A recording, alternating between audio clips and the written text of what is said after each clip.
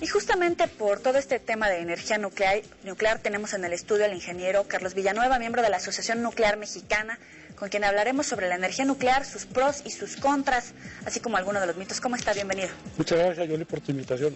Oiga, mucha gente se queja de la energía nuclear, pero para algunos países pues es la fuente más importante de energía, no emite dióxido de carbono. Cuéntanos un poco de las ventajas. Bueno, en el caso de Japón particularmente, que está de moda, consume el 30% de la electricidad a base de energía nuclear, de tal manera que depende fuertemente de esa energía y un 80 o 90% de sus fuentes energéticas son de importación, de tal manera que la gran impulso que ha tenido la economía japonesa después de la Segunda Guerra Mundial en muy buena medida se debe a la energía nuclear. En México hay uranio, pero no hay la producción que existe, por ejemplo, en Japón.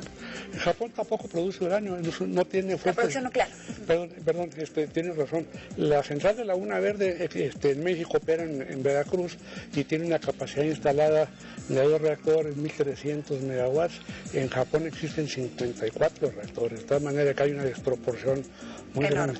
Otro país que se ha beneficiado muchísimo de la energía nuclear es Corea del Sur, que también tiene una capacidad instalada muy grande y ya están inclusive fabricando y produciendo sus propios reactores que incluso van a exportar a algunos países del Medio Oriente. De tal manera que es un impulso muy fuerte a la industrialización de un país, un programa de centrales nucleares. Oiga, para los países que generalmente utilizan, por ejemplo, el petróleo, es muy fácil criticar a países que se sirven de la energía nuclear. ¿Cuáles podrían ser los contras que usted como especialista puede admitir que existen al utilizar esta energía nuclear? Por ejemplo, en una guerra, todas las armas nucleares que se pueden generar.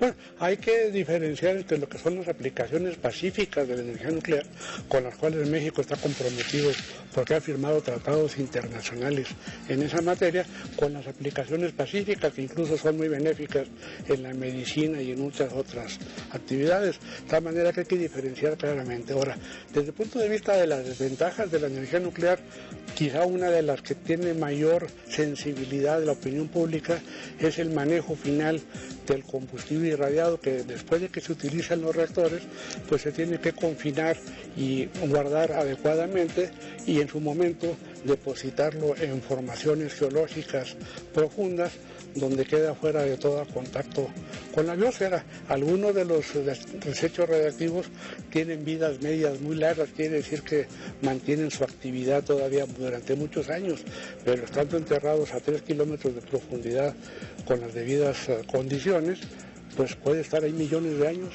sin ser dañino al medio ambiente ni a la salud pública.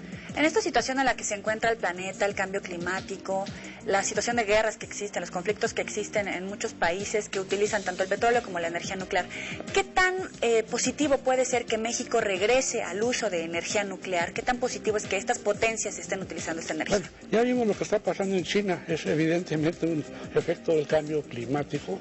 La Laguna Verde, con la cantidad de electricidad que genera, ahorra la emisión de 3,5 millones de toneladas de CO2 a la atmósfera. Reduce la contaminación. Reduce, por supuesto, no emite CO2. Ajá. Y impide que en centrales termoeléctricas convencionales se emita esa cantidad de CO2 a la atmósfera, de tal manera que ese es el principal beneficio ambiental y por supuesto la energía nuclear es verde. Desde ese punto de vista es ecológica. Ahora, el problema de los residuos radiactivos tiene solución técnica y científica y más bien han sido cuestiones de tipo político en algunos países la que ha impedido que se tomen las decisiones para el manejo adecuado. La mayoría de las ONGs, por ejemplo Greenpeace, es gran opositora al uso de energía nuclear. Sí, ellos están muy a favor de las energías renovables y yo también estoy a favor de las energías renovables en su justa dimensión y para sus aplicaciones específicas.